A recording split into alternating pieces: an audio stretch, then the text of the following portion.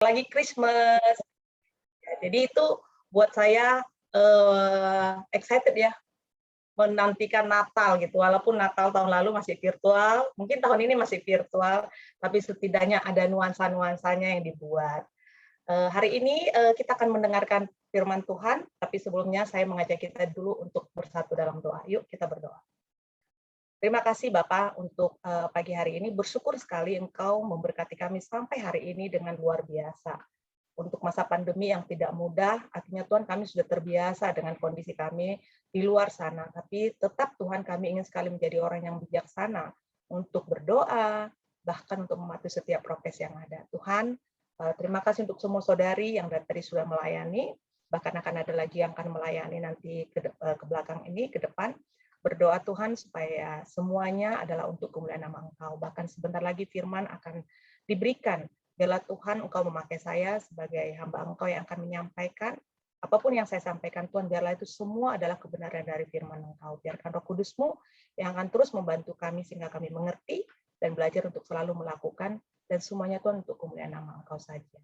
Terima kasih Bapak, hanya dalam nama Yesus kami berdoa dan mengucap syukur. Amin.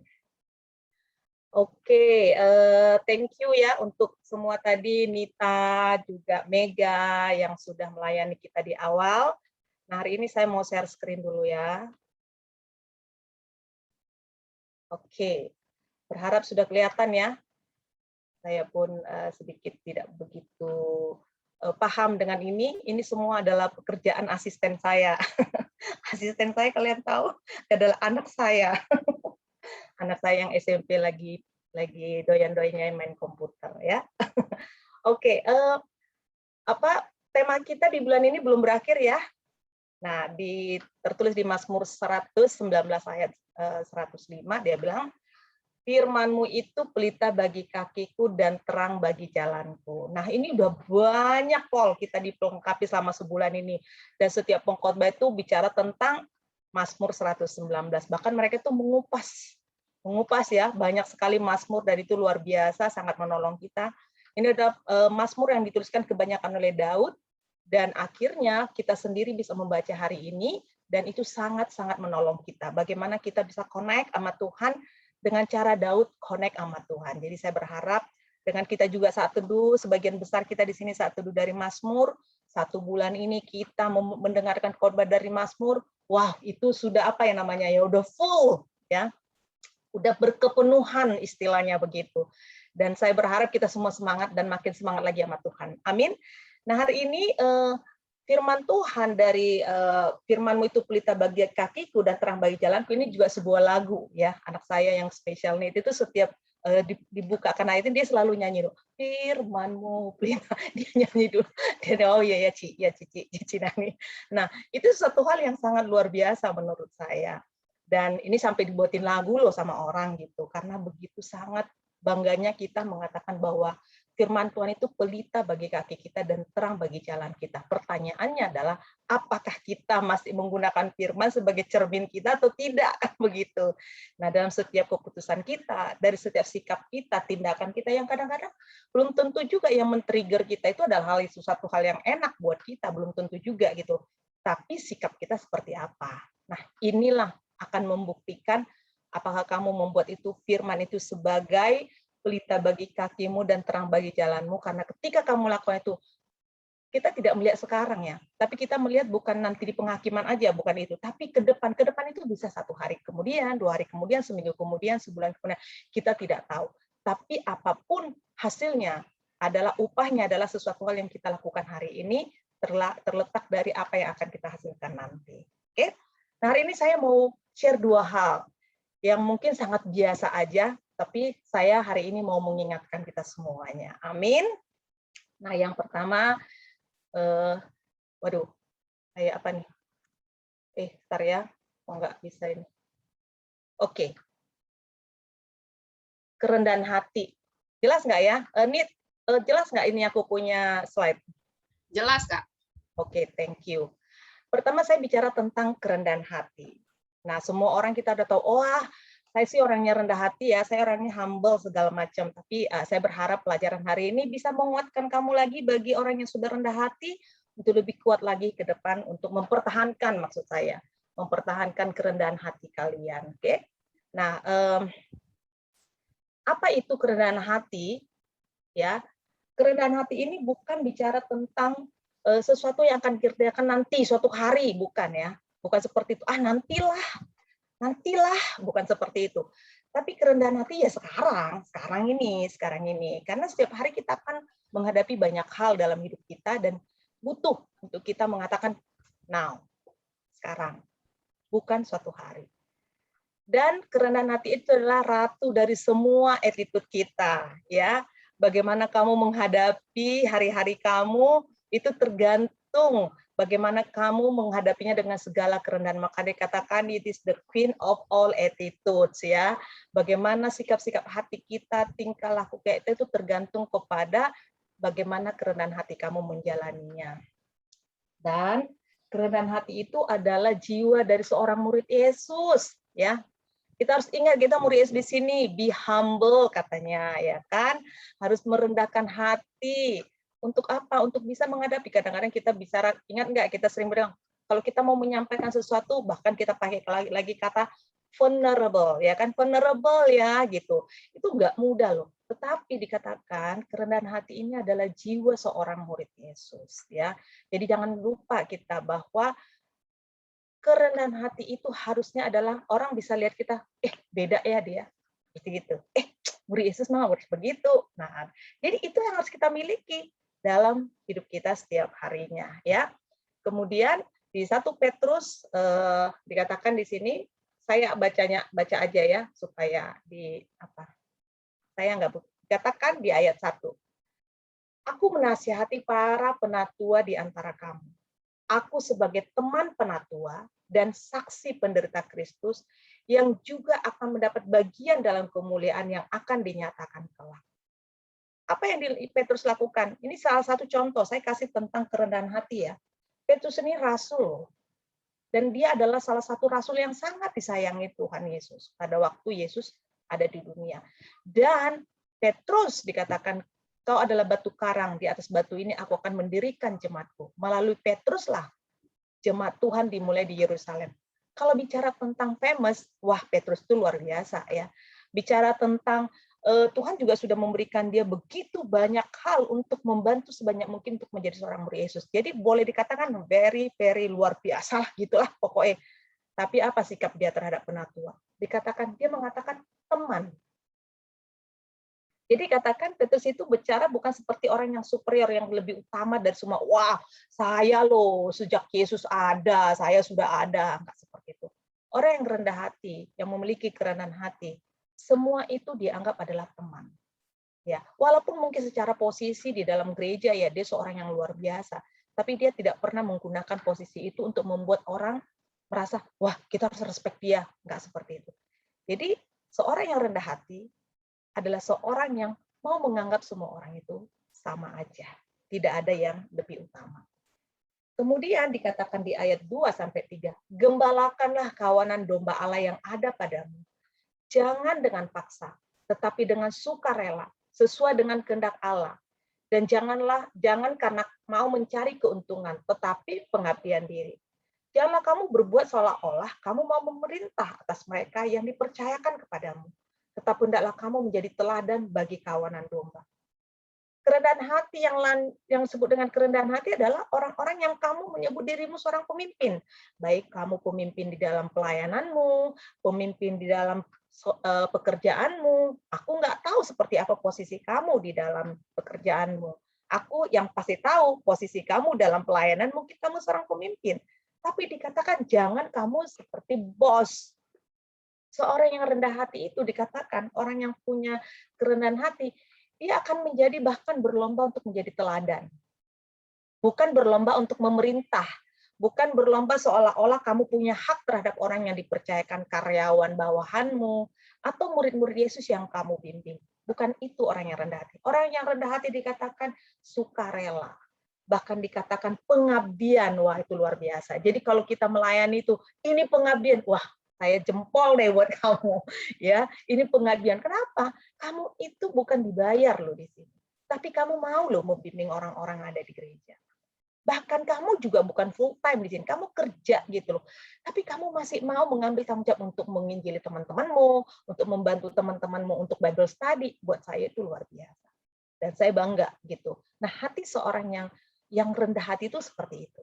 Jadi bukan dengan paksaan, bukan menjadi bosi, tetapi dikatakan di situ adalah dengan pengabdian, sukarela, bahkan kita berjuang untuk menjadi teladan.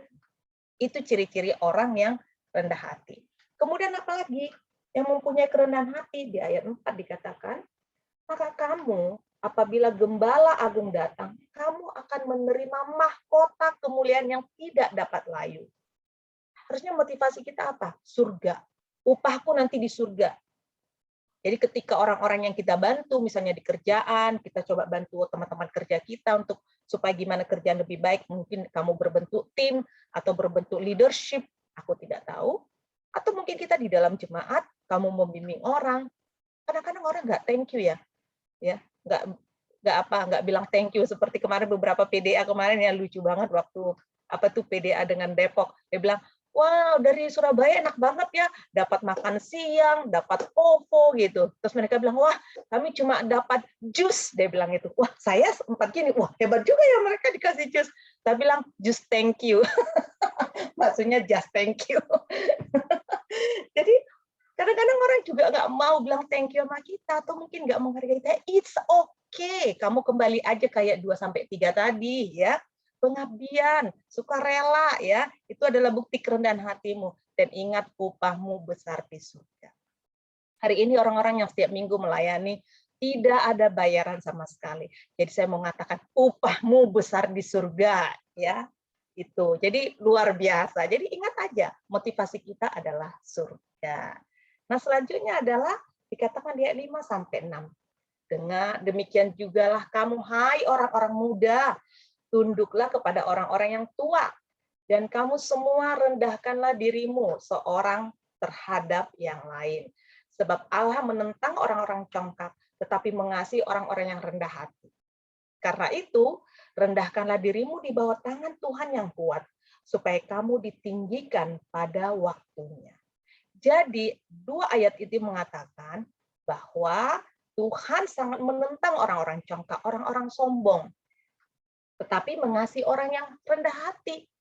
Dikatakan rendahkanlah dirimu di bawah tangan Tuhan yang kuat. Jadi saya mau mengatakan bahwa rendah hati ya kan versus kesombongan itu selalu akan ada di mana-mana, baik di firman, baik di luar, seperti itu ya, dan tidak akan pernah bisa bersatu. Nah, gitu.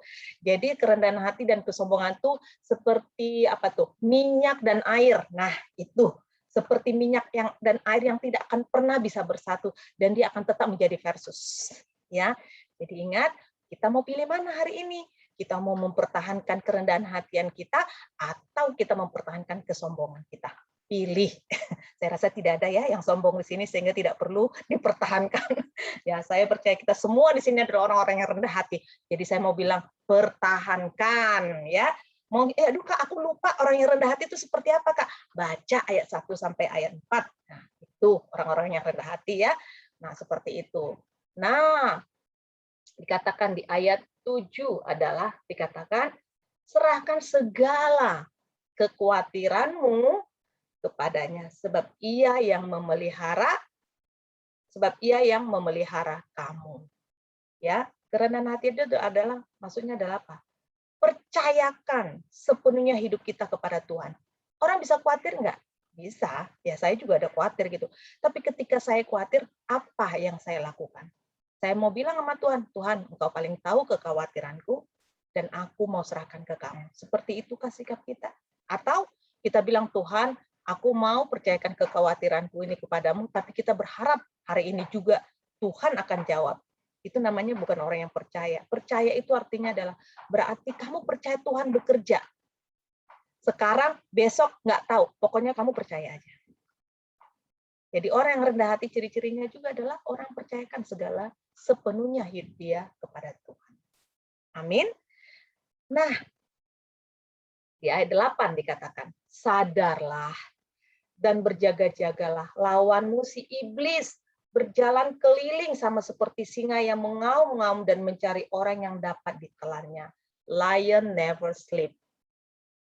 Kamu tahu ya, kenapa dikatakan bahwa dikatakan singa itu nggak pernah tidur? Karena dia dikatakan bahwa dia seperti iblis. Iblis itu dia gambarkan seperti singa yang selalu mencari mangsa. Dan kamu tahu, mau harimau ya, saya bicara harimau, singa, I don't know ya, namanya model-model gitu ya.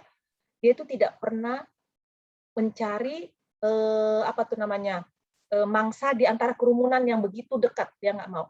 Dia selalu orang yang cari orang yang space out. Space out itu gini, yang bengong-bengong, nggak tahu ngapain. Nah, terus mulai menjauh dari kumpulan para binatang-binatang. Nah, yang kayak gitu tuh diterkam sama singanya. Bukan yang lagi berkerumun banyak, enggak. Dia cari binatang yang bengong-bengong.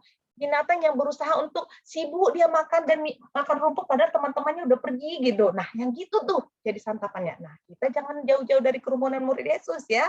Ya, jangan gitu. Nanti kamu keterkam, lama-lama kamu jauh dari kita udah happy-happy, kamu malah diterkam sama iblis. Nah, begitu. Jadi orang-orang seperti itu dia tahu, dan iblis itu sangat pintar. Jadi jangan kamu pernah menganggap iblis itu bodoh. Buktinya apa? Ingat nggak setiap hari kita dipakai sama iblis?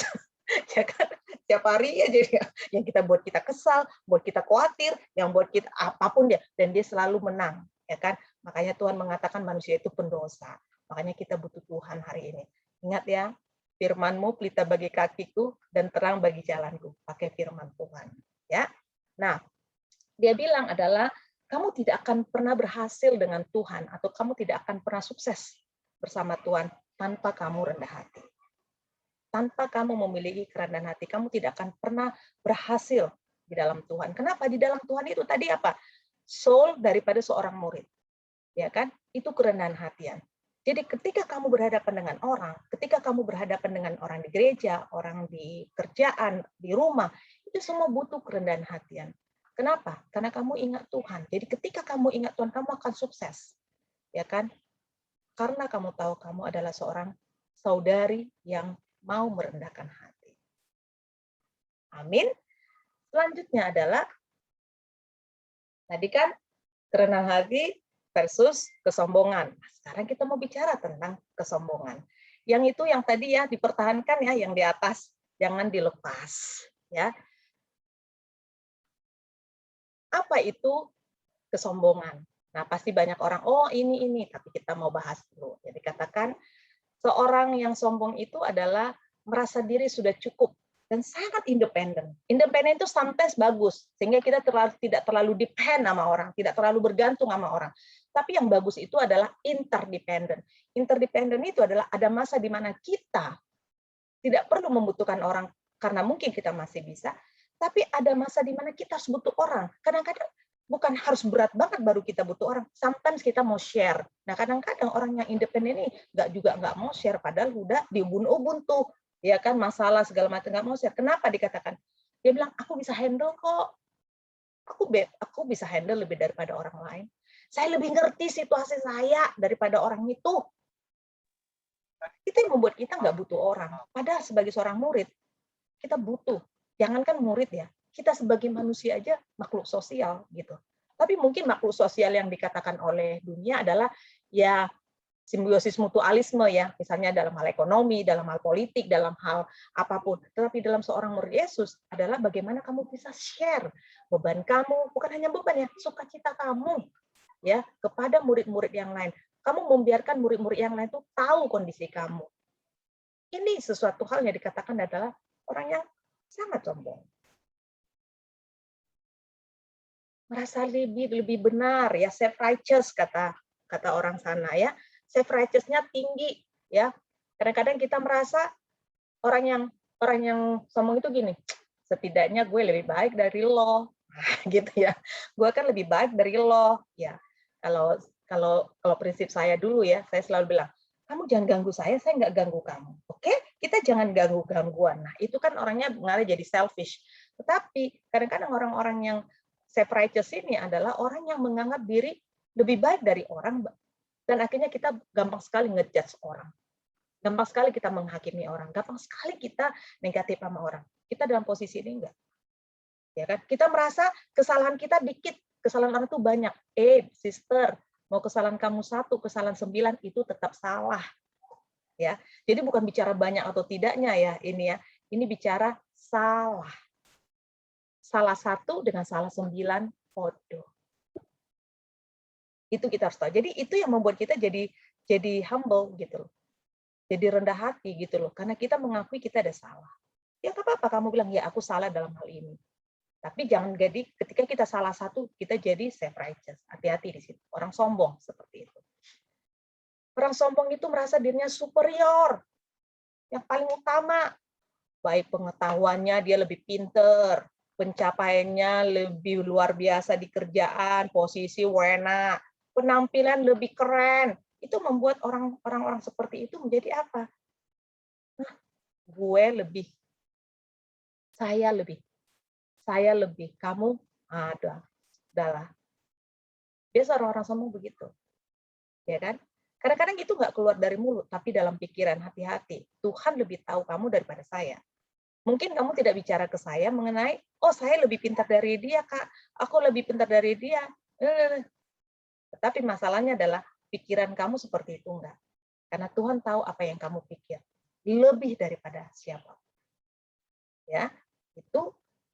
Kemudian look down orang lain. Memandang rendah orang lain. Aduh, siapa lu? Siapa kamu? Aduh, kamu gak ada apa-apanya. Jangan ngomong-ngomong deh. Itu kadang-kadang nggak keluar dari mulut kita, tetapi dari mata kita, senyum kita, pikiran kita. Apalagi ketika orang seperti ini, orang yang sombong seperti ini, direndahkan. Wah, dia itu nggak siap. Wish, langsung deh, ya kan? Begitu dia direndahkan, dia pun membalas dengan merendahkan orang itu.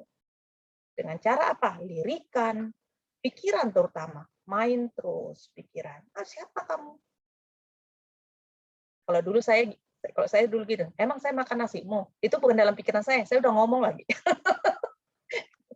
Emang saya makan nasimu? Terus yang kedua, emang kamu makan batu sehingga kamu lebih baik dari saya. Sama-sama makan nasi kan? Ya udah, hajar. Biasa gitu. Jadi itu satu hal yang nggak bagus. Itu menunjukkan kita look down sama orang. Ya, stubborn ya. Kalau orang mengatakan itu mokongnya pol ya. Ya, orang yang keras kepala itu juga termasuk orang yang sombong. Sudah dikasih tahu, nggak mau tahu. Sudah dikasih tahu, nggak mau lakukan. Sudah dibimbing dengan baik, nggak mau kerjakan. Ya susah. Ya kan? Nah, jadi orang-orang seperti ini harusnya apa? Rendahkan hatimu. Kalau memang ada sesuatu hal yang kamu perlu berubah, berubahlah. Ya kan, walaupun itu bukan sesuatu hal yang apa ya, kadang-kadang cara bicara ya. Cara bicara kita sangat banyak dibantu untuk bisa lebih wise, kemudian lebih menurun, tidak meninggi. Nah, hal-hal seperti itu kadang-kadang kan bagi orang yang stubborn, aduh, itu tok, itu tok. Nah, lah kamu belum grow loh di area itu. Ya itu tok. Nanti kalau udah selesai berubah, pindah lagi ke hati yang lain. Nah, jadi seperti itu. Jadi orang-orang yang keras kepala itu susah untuk dikasih tahu. Kemudian tidak menjadi pendengar yang baik. Orang-orang sombong itu susah sekali dengar nasihat, susah sekali dikasih tahu, susah sekali mendengar, meminta nasihat, susah banget. Apa-apa semua kembali kepada tadi independen. Sudah sulit minta nasihat, dia juga tidak menjadi pendengar yang baik. Makanya orang seperti ini sangat sulit diajak jadi teman curhat, ya. Jadi orang-orang yang susah menjadi pendengar yang baik itu susah dijadikan teman curhat. Nah, apalagi selanjutnya adalah tidak ada keinginan besar untuk belajar. Kenapa? Karena terlalu percaya dengan apa yang sudah dia tahu. Jadi nggak mau nanya, nggak minta nasihat, ya nggak berdiskusi, ya itu orang-orang yang sangat-sangat menunjukkan, udah aku udah cukup kok, ini aja tuh udah luar biasa. Ngapain minta nasihat? Ngapain belajar dari orang itu? Aduh, kayaknya aku tahu deh hidup dia. Apa sih yang mau dipelajari? Orang sombong seperti ini ya. Wow, luar biasa gitu. Kadang-kadang jadi seperti itu gitu loh.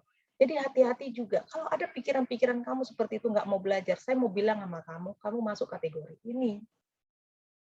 Ya, kadang-kadang kita nggak perlu selalu belajar dari orang yang luar biasa, nggak perlu. Ya, saya selalu belajar dari orang-orang yang menurut dunia itu adalah orang yang sederhana. Saya mau belajar bagaimana dia menjalani hidupnya dengan segala kesederhanaan dia. Sederhana ekonomi, sederhana penampilan, sederhana keluarga. Aku mau belajar dari dia. Memang aku pernah dalam posisi seperti itu. Mungkin dulu. Tetapi aku melihat dia dalam posisi sekarang ini, apa yang aku mau belajar. Jadi kita tidak perlu harus belajar dari orang yang kita anggap tinggi, tapi orang yang kita anggap rendah, jadi kita sulit belajar. Jadi orang seperti itu adalah orang yang sulit sekali belajar, termasuk orang yang sombong. Kemudian apa? Tidak cepat untuk menerima kesalahan. Apa? Karena takut kelihatan jelek. Atau mungkin karena posisi dia juga lagi, maksudnya posisi di kantor atau segala macam tuh, apa ya, kayak, wah, saya leader di sini gitu. Jadi ketika ada kesalahan, dia sulit sekali untuk mengatakan, iya aku salah, sorry ya tadi, aduh, kita sebagai seorang murid Yesus, saya mau bilang adalah, walaupun kamu di kerjaan, tapi kalau kamu murid Yesus, kalau kamu ada salah, akui kesalahanmu dan minta maaf. Tidak akan mengubahkan apapun. Mungkin orang mengatakan, mungkin ada. Atau ada orang mengatakan, wow. Tergantung. Kamu mau pilih mana? Nggak ada yang perlu kamu pilih. Kamu cukup lakukan bagianmu. Ya. Orang yang sulit menerima kesalahan itu butuh waktu berapa lama kamu untuk kamu mengatakan, ya aku salah kemarin. Oh, aku salah bulan lalu. Wow. 1 bulan kemudian kamu baru mengatakan kamu salah. Ya kan? Orang-orang yang sombong itu sangat sulit menerima dia salah. Nah, jadi saya berharap kita di sini tidak seperti ini. Oke. Kemudian insecure, minder. Ya, kenapa orang bisa minder? Karena segala sesuatu diukur dari dunia. Aku tidak cantik seperti dia. Aku tidak pinter seperti dia. Aku tidak kaya seperti dia. Aku ini apalah ya. Jadi kemana-mana jadinya minder terus. Harusnya apa? Kita buang in-nya, kita menjadi secure dalam Tuhan. Kamu harus mengatakan, saya merasa aman karena ada Tuhan. Jadi saya mau penampilan saya nggak semahal dia, tapi saya bersih. Saya nggak begitu cantik menurut dunia, tapi menurut Tuhan saya cantik karena saya seorang murid Yesus. Jangan juga kamu nge-mall acak-acakan, bukan gitu ya. Yang nge-mall ya maksudnya ya rambut dibagus gitu. Tetapi jangan sampai kita merasa bahwa kita jadi minder hanya karena sesuatu hal yang ada di dalam diri kita ini, yang kelihatan. Jangan seperti itu. Orang itu juga termasuk sombong ketika dia menganggap dirinya itu tidak apa-apa. Padahal Tuhan menciptakan kita semua sama. Apalagi kita udah murid Yesus, kita harus menganggap diri kita spesial. Jadi insecure, hati-hati. Kadang-kadang orang bilang, aduh aku insecure. Gampang sekali kita ngomong, aduh aku insecure. Kamu nggak sadar, kamu sedang sombong. Ya, kadang-kadang ini banyak sekali murid-murid juga gampang sekali ngomong, aduh aku insecure nih. Padahal kita nggak sadar, kita jatuh ke dalam dosa kesombongan. Apalagi sulit untuk bersukacita karena dengan adanya kemenangan orang lain. Ya, kita merasa kayak terancam gitu ketika ada orang mulai sukses, ketika ada orang mulai merasa berhasil, ketika orang mendapatkan sesuatu, kita mulai terancam. Terancam itu artinya kita tidak happy, tidak bahagia. Ya, terutama untuk orang-orang yang kita kenal ya. Kalau orang yang kita nggak kenal kan cuek aja. Orang yang kita kenal, misalnya keluarga kita, sepupu kita, terus teman sekolah kita dulu, atau teman kerja kita, atau bahkan di antara murid-murid Yesus. Kita mulai nggak happy. Kita nggak bersukacita ketika melihat orang lain berhasil.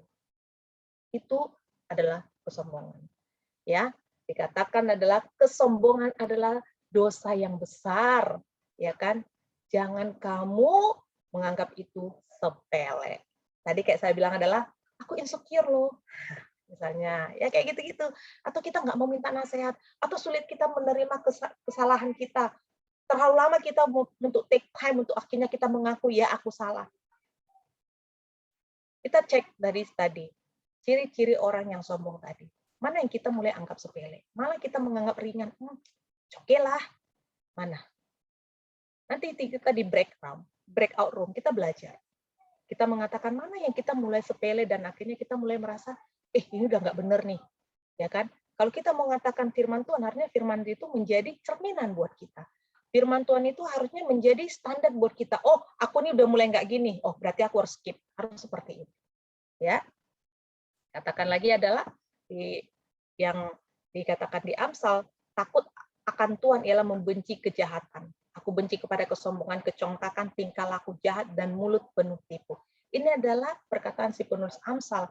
Bagaimana Tuhan mengatakan, dia mencoba untuk mendeskripsikan apa sih yang Tuhan nggak suka. Kesombongan salah satu, kecongkakan salah satu. Jadi Tuhan juga tidak suka orang yang sombong dan congkak. Oke? Kemudian di Amsal 16 ayat 5 dikatakan, setiap orang yang tinggi hati adalah kekejian. Ya kan? Orang seperti itu dikatakan ia tidak akan luput dari hukuman. Jadi orang yang tinggi hati, orang yang sombong pun, kalau orang itu tidak mau berubah, Tuhan akan tetap kasih hukuman. Ingat ya, hukuman itu tidak nanti di penghakiman aja. Tetapi kadang-kadang hukuman disiplin itu, konsekuensi itu sudah kita terima dari sekarang-sekarang ini. Jadi hati-hati dengan dosa kesombongan. Kenapa saya bicara hari ini? Karena kadang-kadang mungkin ini sudah mulai kita lupakan. Berapa banyak waktu, materi, energi kita terbuang karena kesombongan kita. Wasting time. Kita buang energi kita untuk hal-hal seperti itu. Untuk apa? Yang perlu kamu ambil waktu kamu banyak adalah kamu melalui kerendahan hatian kamu. Bukan mempertahankan kesombongan-kesombongan kita. Saya tahu bahwa ada hal-hal yang kadang-kadang kita bergumul di area yang sama. It's okay. Tapi Tuhan, saya percaya, dia tahu bahwa kamu berjuang. Beda dengan ketika kita tahu kita kelemahan kita, tapi kita nggak berjuang. Tuhan juga tahu itu. Ya, Tuhan kita itu sempurna. Saya selalu bilang kepada orang-orang yang belajar Alkitab, Tuhan kita itu sempurna, holy, kudus. Bukan hanya sempurna, tapi kudus. Dan kamu tahu kudus tidak bisa bersatu dengan yang tidak kudus, sedangkan kita tidak kudus. Oh, berarti kita nggak bisa dong bersatu sama dia. Tuhan mau lihat perjuanganmu menuju kekudusan itu bagaimana. Ya kan begitu. Jadi kita harus mau mencapai terus, berjuang terus, berjalan terus ke arah kekudusan itu. Makanya salah satu dosa itu adalah kesombongan kita yang harus kita buang. Ada quote mengatakan di Amsal 18 ayat 12, tinggi hati mendahului kehancuran, tetapi kerendahan hati mendahului kehormatan. Kenapa saya mengatakan ini? Karena dikatakan orang yang rendah, ya orang yang tinggi hati itu sebentar lagi juga akan hancur. Hancur karena dirinya sendiri, bukan karena orang lain. Ya kan? Tapi kerendahan hati akan begitu banyak orang respect, ya kan? Orang akan mengatakan, orang mengenal kamu sebagai apa? Kan akan seperti itu, orang yang rendah hati atau orang yang tinggi hati. Itu tergantung bagaimana cara kita hidup. Kemudian dikatakan adalah kesombongan itu sangat concern dengan siapa. Dituju orang, menuju orang siapa sih yang benar? Tapi kerendahan hati itu sangat concern terhadap apa sih yang benar? Apa sih yang Tuhan mau? Apa sih? Apa sih yang sebenarnya yang benar itu yang mana gitu. Bukan siapa sih? Siapa yang benar? Siapa yang benar? Siapa yang salah? Oh, bukan seperti itu. Jadi lebih kepada apa yang kita lakukan hal-hal yang benar. Itu adalah orang yang rendah hati. Kamu pilih. Kamu paling sering yang mana? Kita paling sering yang mana? Yang sering mencari ya kan siapa yang benar atau kita lebih mencari apa itu yang benar? Oke.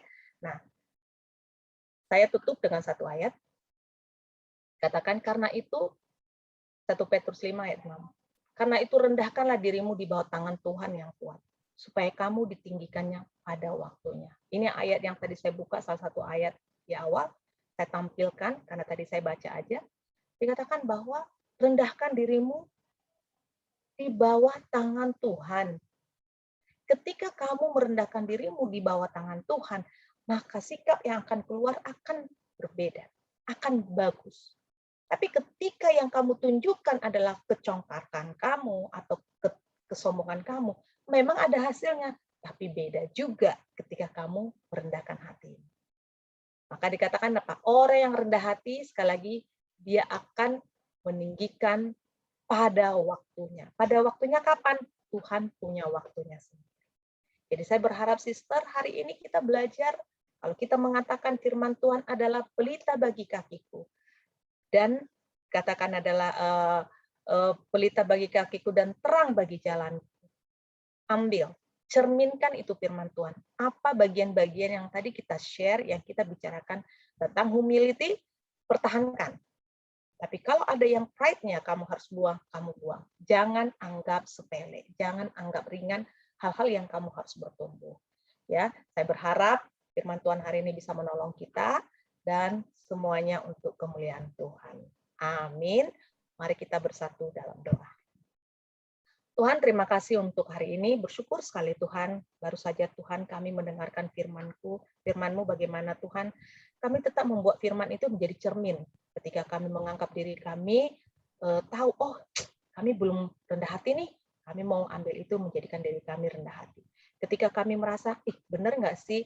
Sombong nggak sih aku? Tapi ketika kami bercermin kepada firman, ternyata sombong loh berpikiran seperti ini, sombong loh berkata seperti ini. Kami mau mengambil itu serius Tuhan, dan kami semakin hari semakin berjalan terus ke arah kekudusan, karena Engkau adalah Allah yang kudus. Tuhan, kami kadang-kadang merasa, wah ini udah terbiasa. Kadang-kadang kami sepelekan hal-hal yang kami anggap kecil Tuhan, kayak insecure lah, susah mendengarkan lah, atau kadang kami mokong lah, kami kadang-kadang menjadi sangat independen, apapun itu kadang-kadang itu mulai kayak kebiasaan gitu Tuhan. Tapi kami sadar hari ini, kami diingatkan untuk kami kembali lagi, ini perlu nih dikencengin lagi, ini perlu nih diperbaiki lagi. Bantu kami semua saudari di sini untuk terus berjuang bagaimana kami sebagai seorang murid, bagaimana kami seorang Kristen yang benar-benar mau menyenangkan hati Engkau. Terima kasih Bapak, hanya dalam nama Yesus kami berdoa dan mengucap syukur. Amin. Oke, Sister, saat ini kita akan masuk ke dalam komuni. Untuk membantu kita, saya akan buka satu ayat di Yohanes 3 ayat 16 yang bunyinya demikian. Karena begitu besar kasih Allah akan dunia ini, sehingga Ia telah mengaruniakan anaknya yang tunggal, supaya setiap orang yang percaya kepadanya tidak binasa, melainkan beroleh hidup yang kekal. Sebagai seorang ibu dari 2 orang putra, saya mengerti apa artinya mengasihi anak-anak saya. Saya teringat ada satu momen waktu anak saya merasa dirinya tidak berharga dan dia merasa dia tidak layak dikasihi. Saya ingat saya memeluk dia dan saya katakan kepada dia bahwa saya mengasihi dia melebihi siapapun yang ada di dunia ini. Bahwa saya tak bisa lagi mengasihi orang lain selain diri dia. Saya juga katakan kepada dia bahwa dia segala-galanya dalam hidup saya. Tidak ada orang lain lagi dalam hidup saya. Ketika dikatakan bahwa Tuhan memberikan anaknya yang tunggal, yang dia kasihi buat kita, itu artinya adalah bahwa kasih Bapa kepada kita jauh melebihi kasih dia kepada Yesus, anaknya sendiri. Itu artinya keinginan Allah Bapa untuk dekat dengan kita itu lebih besar daripada keinginan dia untuk dekat dengan Yesus. Mengulang kembali ayat ini membuat saya merasa sangat bersyukur dan benar-benar bersyukur kepada Tuhan Allah Bapa yang sudah melayakkan saya dan kita semua untuk menjadi muridnya dan sampai dia rela mengorbankan putranya. Nah, pada kesempatan pagi ini juga, saudari kita, Desi, akan share bagaimana kasih Kristus mengubahkan hidup dia. Mari kita simak.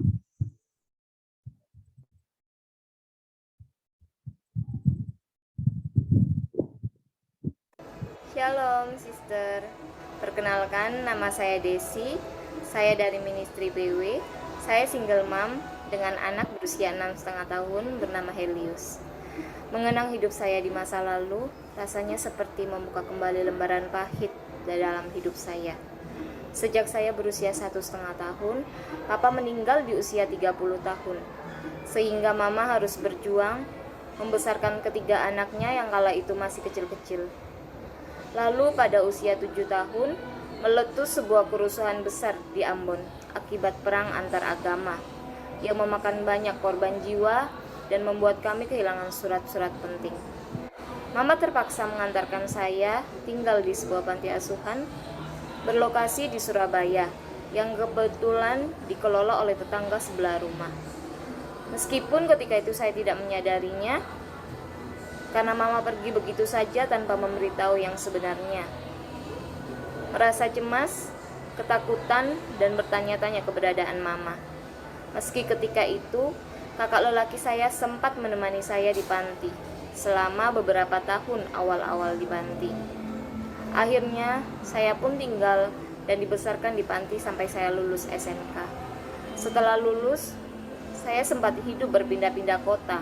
mengikut Mama ke Kalimantan dan Manado. Namun saya memilih kembali ke Surabaya, selain tidak betah, juga karena saya memiliki pacar.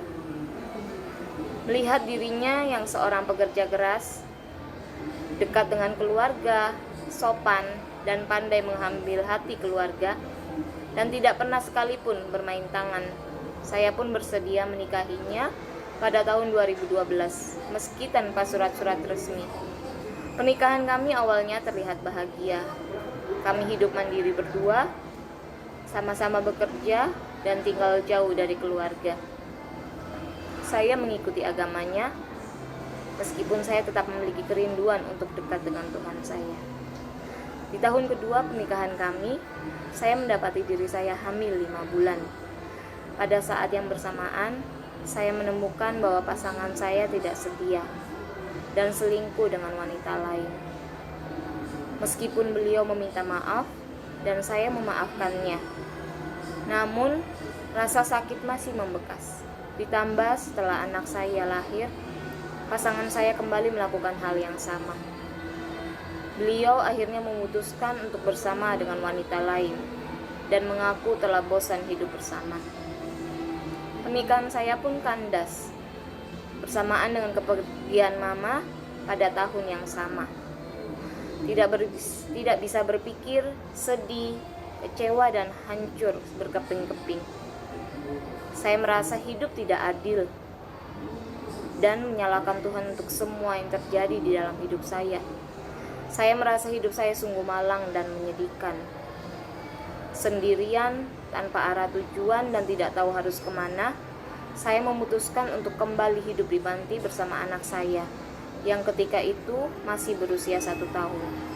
Bersyukur karena Bapak Panti tetap menerima dan merangkul saya untuk hidup di panti tersebut.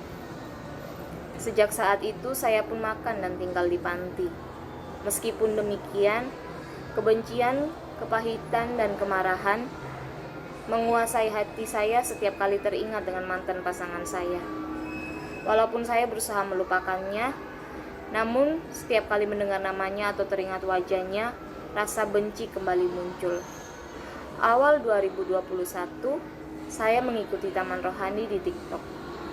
Karena tertarik dengan sharing sister Medan bernama Amanda, saya terinspirasi melihat bagaimana banyak orang di komunitas ini tertarik mengenal Yesus dan ingin bertumbuh bersama. Saya juga tidak ingin hidup begitu saja. Sejak saat itu saya ingin mengenal Tuhan lebih dalam lagi dan membuang kepahitan yang selama ini menghantui hidup saya. Saya pun diperkenalkan dengan GKDI di Surabaya. Saya sangat bersyukur dan memuji kepada Tuhan. Kini jika saya melihat kembali hidup saya ke belakang, saya merasa orang yang paling beruntung. Tuhan begitu baiknya dan kasih-Nya terhadap saya. Dia memberikan kebaikan dan anugerah-Nya senantiasa. Bahkan pada saat terpuruk dalam hidup saya bersyukur bisa mengenal jalan dan kebenarannya melalui sister-sister di PW. Kini saya tidak tinggal lagi di dalam kegelapan. Firman-Nya telah menerangi jalan hidup saya. Amin. Thank you Desi buat testimoninya. Sangat bersyukur ya melihat Desi akhirnya bisa berada di tengah-tengah kita. Oke, sister, saat ini mari kita persiapkan roti dan anggur kita. Saya akan memimpin kita untuk melakukan komuni. Saya akan baca satu ayat dari 1 Korintus 11 ayat 23 sampai 25. Sebab apa yang telah kuteruskan kepadamu telah aku terima dari Tuhan, yaitu bahwa Tuhan Yesus pada malam waktu Ia diserahkan mengambil roti, mari kita ambil roti kita, dan sesudah itu Ia mengucap syukur atasnya. Ia memecah-mecahkannya dan berkata, inilah tubuhku yang diserahkan bagi kamu. Perbuatlah ini menjadi peringatan akan aku. Mari kita makan.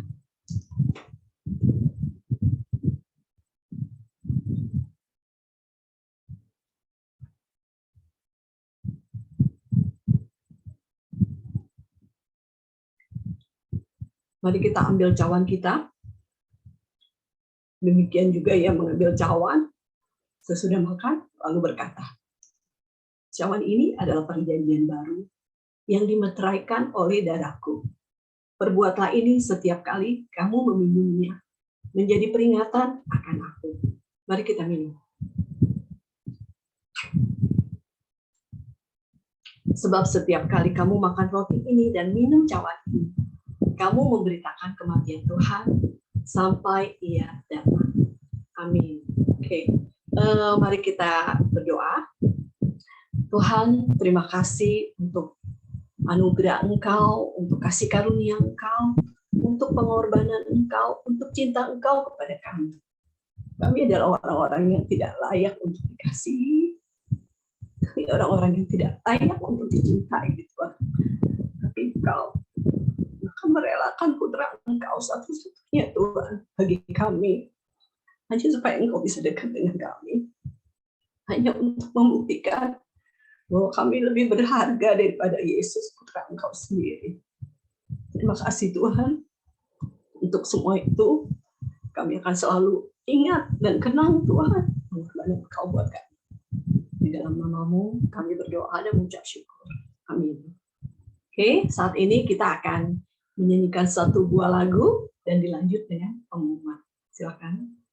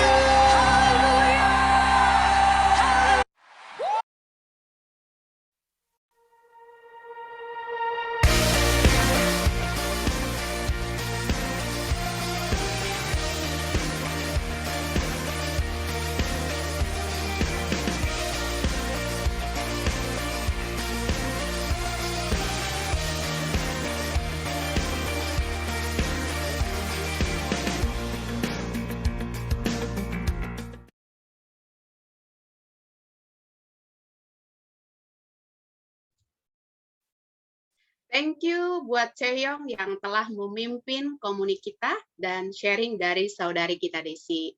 Sangat menginspirasi dan menguatkan ya. Mari kita berikan tepuk tangan melalui virtual kita untuk Chaeyoung dan juga saudari kita Desi. Tidak lupa saya juga bersyukur mendengar lesson yang begitu luar biasa dari Kak Ita. Ada 2 poin utama ya, tentang kerendahan hati dan juga kesombongan ya. Untuk kerendahan hati, saya tahu untuk level tertentu mungkin kadang-kadang bukan hal yang terlalu sulit untuk dilakukan. Tapi saya juga tahu bahwa kadang-kadang area-area tertentu di mana saya juga masih perlu bertumbuh di dalam hal itu. Untuk kesombongan, salah satu hal yang paling tadi saya highlight adalah merasa diri benar. Saya tahu bahwa kadang-kadang ketika saya diperhadapkan dengan beberapa orang tertentu, saya tahu saya ada sisi kecenderungan untuk merasa diri benar. Ya, tapi hari ini saya sangat bersyukur saya dikuatkan. Firman Tuhan menegur saya secara pribadi bahwa kesombongan, merasa diri benar, merasa diri lebih baik dari orang lain, itu adalah dosa. Ya, thank you banget buat Kak Ita. Mari kita berikan tepuk tangan virtual untuk lesson yang begitu luar biasa yang kita terima dari Kak Ita. Sister, hari ini kita juga akan ada breakout room, ya kita akan share lesson yang kita peroleh dari Kak Ita tadi. Tapi sebelum kita masuk ke ruangan kita masing-masing, kita akan ada sesi foto dulu yang akan dipimpin oleh saudari kita Lisa. Silakan Lisa. Oke, sisters. Mari yang belum buka video silahkan on kamera sebentar ya. Start video bentar, terus kita foto. Oke, udah boleh ekspresikan masing-masing, boleh kasih heart, boleh kasih apapun ya. Siap, 1, 2, 3. Sekali lagi, 1, 2, 3. Oke, sudah. Thank you, Liz. Sekarang sebelum kita masuk ke breakout room, saudari kita Ellen akan memimpin kita dalam doa. Silakan Kak Ellen. Oke, terima kasih. Mari kita berdoa. Bapak yang sangat baik, terima kasih Tuhan dan sangat bersyukur sekali untuk kesempatan pagi hari ini Bapak. Kami bisa mengikuti dan menyelesaikan ibadah khusus saudari single Surabaya ini Tuhan, tanpa suatu kendala apapun juga Tuhan. Kami sangat bersyukur dan terima kasih juga Tuhan untuk pelajaran yang telah dibagikan oleh Kak Ita hari ini.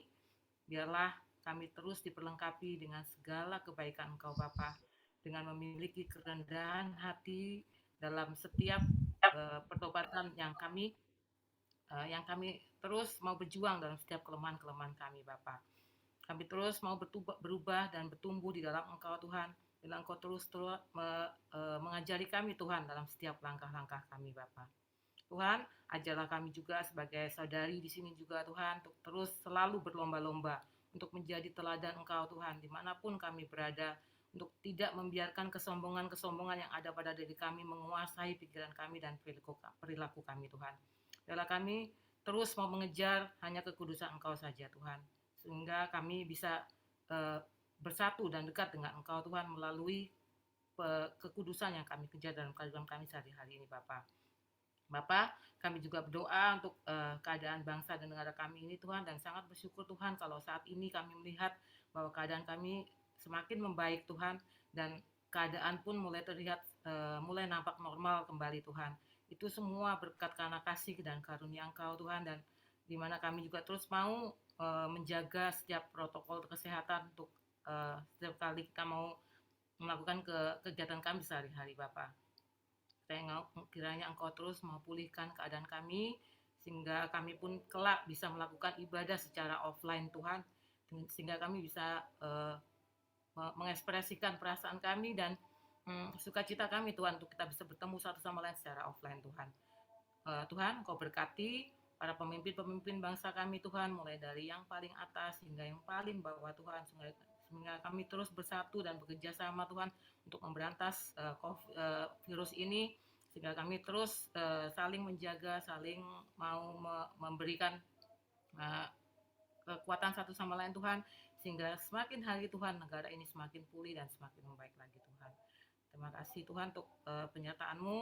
Terima kasih juga supaya kami Tuhan untuk Engkau berikan kesehatan juga untuk kepada kami semua Tuhan. Biarlah tubuh dan jasmani dan rohani kami Tuhan bisa kami buat untuk melayani Engkau terus Bapak. Tuhan, kami juga berdoa untuk beberapa kami sini mungkin yang ada sedang tidak sehat Tuhan, Engkau berikan kesehatan dari sakit penyakitnya Tuhan, atau yang belum mendapatkan pekerjaan Tuhan, Engkau bantu supaya kami juga bisa supaya mereka bisa bekerja dan bisa memberikan yang terbaik Tuhan. Tuhan, pada kesempatan ini kami juga akan melakukan breakout room nanti Tuhan. Kiranya Engkau bantu kami juga Tuhan untuk bisa saling sharing Tuhan apa perasaan kami tentang apa yang kita perlu belajar dan kami perlu berobat Tuhan. Untuk bisa saling mengencourage satu sama lain juga Tuhan, untuk kita bisa merasa dikuatkan sebagai saudari di tempat ini Bapak. Tuhan, terima kasih untuk kebaktian hari ini.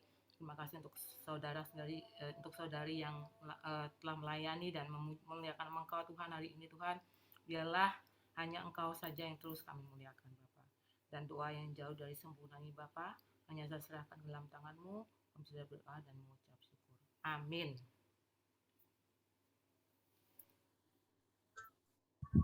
Thank you Kak Ellen. Ibadah telah selesai. Mari kita berfellowship.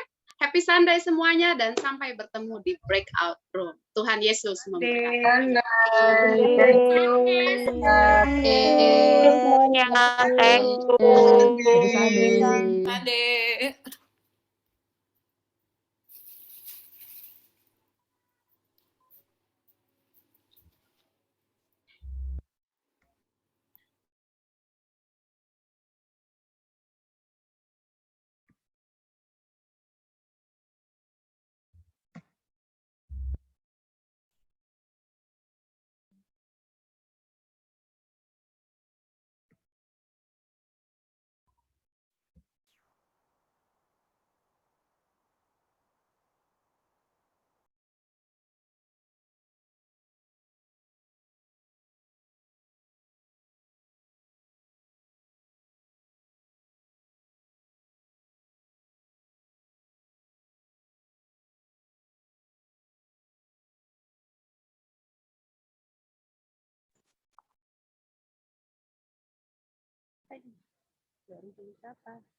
Halo.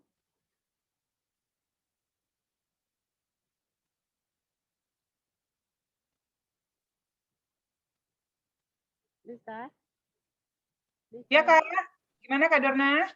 Aku di sama siapa bedroomnya? Belum ya? Kak Dorna di room 8. Join room 8 Kak. Tolong bantu dong, aku nggak bisa. Coba ya. Ya, oke, thank you. Coba ya aku. Sebentar aku pindahin deh Kak Dorna ke. Dah. Thank you ya. Oke.